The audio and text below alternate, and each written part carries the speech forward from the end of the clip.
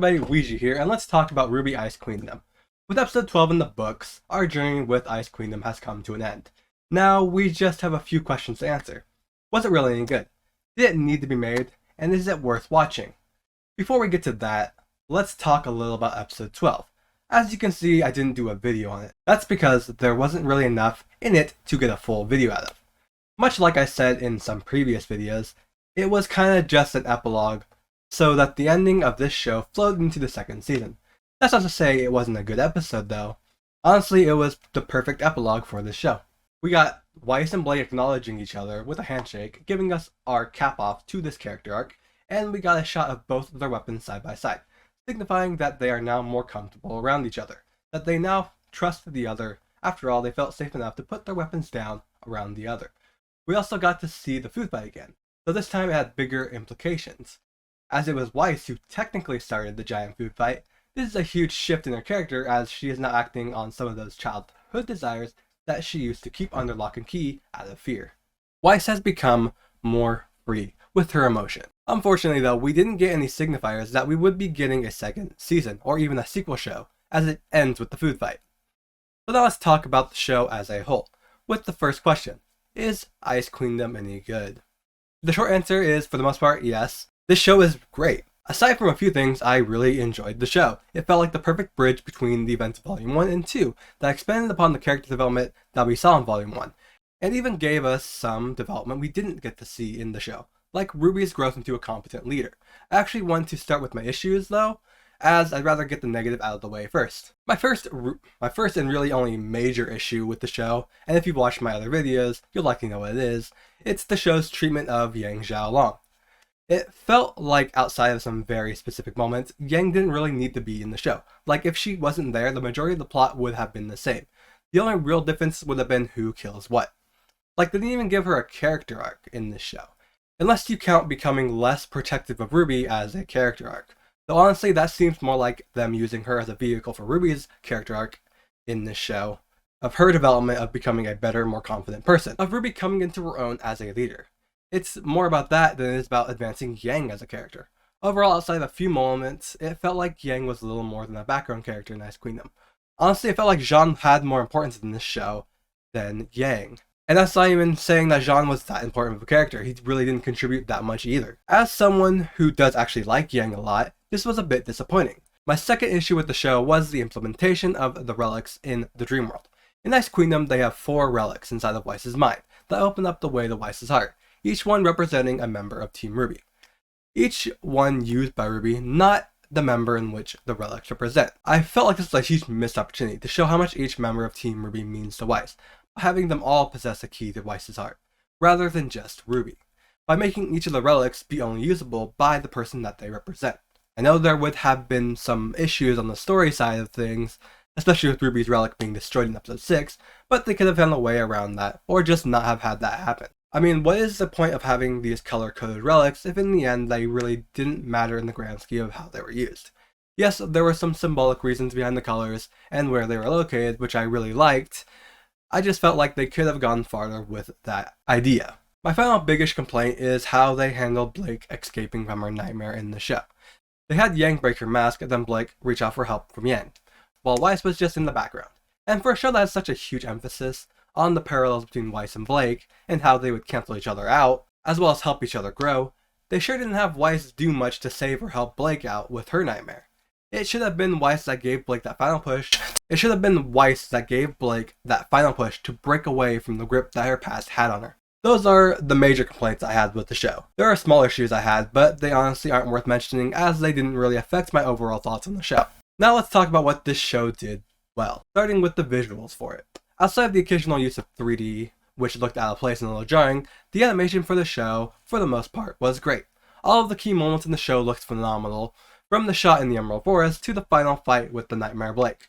They all looked absolutely beautiful. Then there's the amount of detail that they put on the characters' designs, really bringing those 2D concept arts for the characters to life in a way I think is difficult with the 3D animation that Rwby traditionally uses. Next we have the way they animated the characters' facial expressions. You could really feel all the emotions that the characters felt through them. Like in the beginning of the show, during Weiss's fight with the Knight, when you can really see the defiance on her face as the blood is going down the right side of her eye. Then we also have the flare they put on each character's semblance to really emphasize their abilities.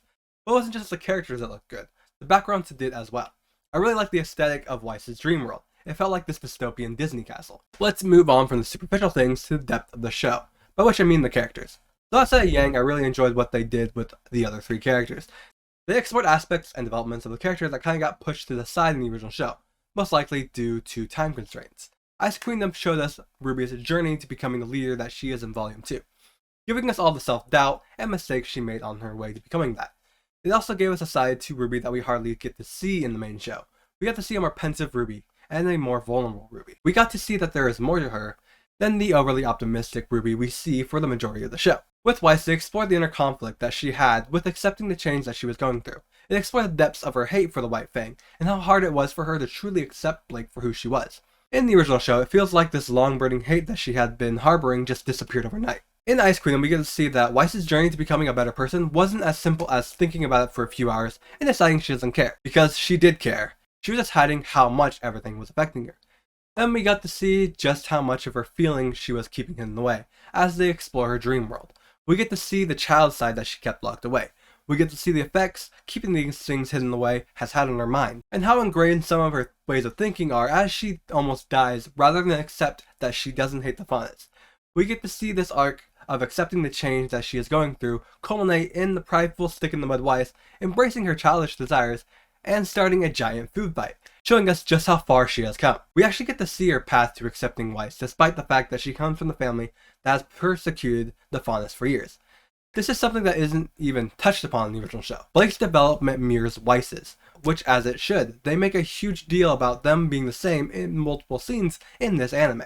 Blake even goes as far as willingly getting possessed by a Grimm to get Weiss to accept her and break her free. But it wasn't just about helping Weiss, it was also about Blake overcoming her past, of overcoming that inner Adam as it appears Blake sees it. With Blake similarly having to overcome her long burning grudge that she bears towards the SGC, so that she can accept that Weiss is more than just her name, which she does. Unfortunately not with the help of Weiss, but with Yang.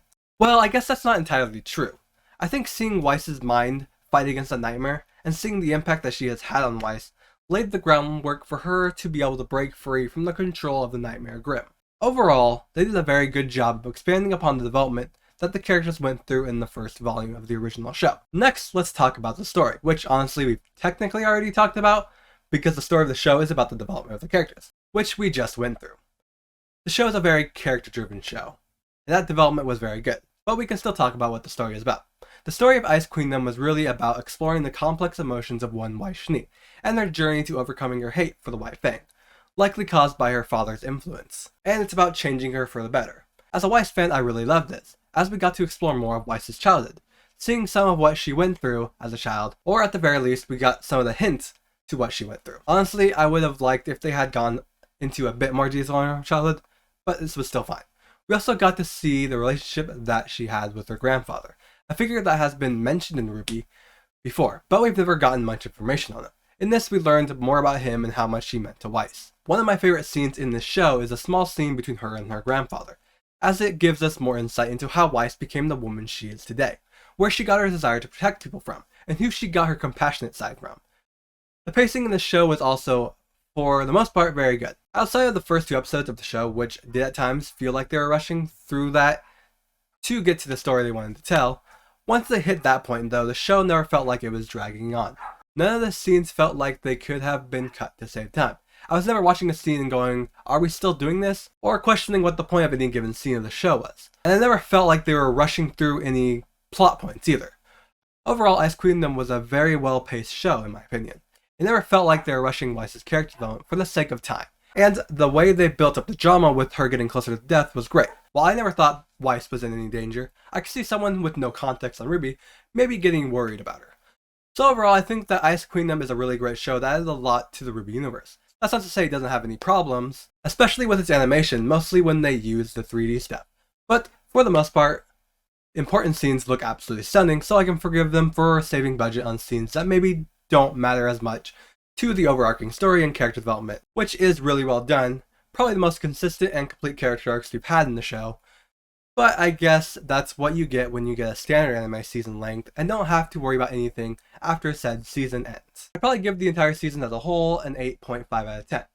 Let's move on to the next question, which is honestly always a weird one. Did this need to exist? When I preface this question, I don't mean this in a literal sense. Like, why does this exist? As that would be pretty narcissistic of me to tell them what they should and shouldn't make. It's more like, does this show add enough to the universe and overall experience of Rwby to warrant its creation? Which it absolutely does. It creates the perfect bridge between Volume 1 and 2 that further explores the character development that was rushed in the first volumes. That being Weiss's acceptance of Blake and her shedding the ideals that her father had forced on her and becoming the person that she always wanted to be. It also gave us more of Weiss's childhood and a better look into her perspective on everything that happened in Volume 1.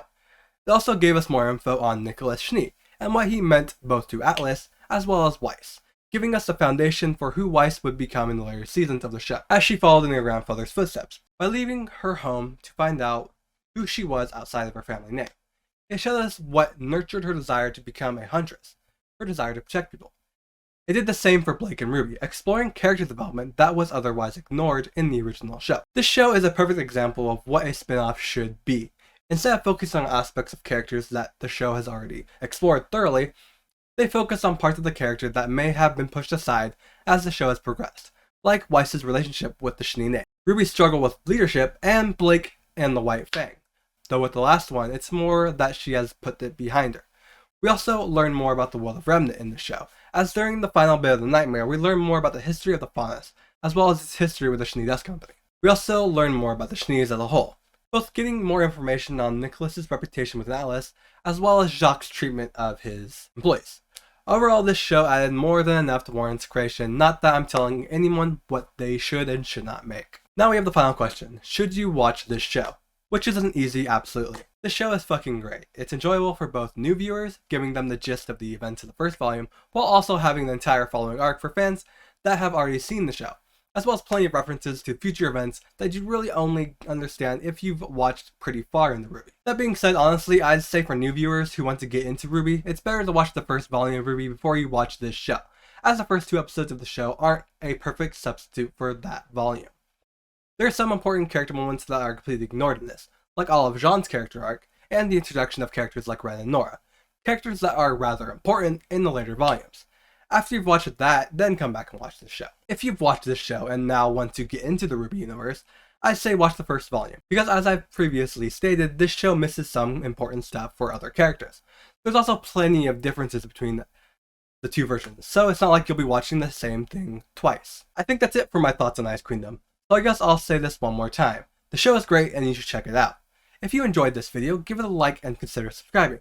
Tell me what you thought of the show in the comments below, and thank you so much for watching. Luigi out.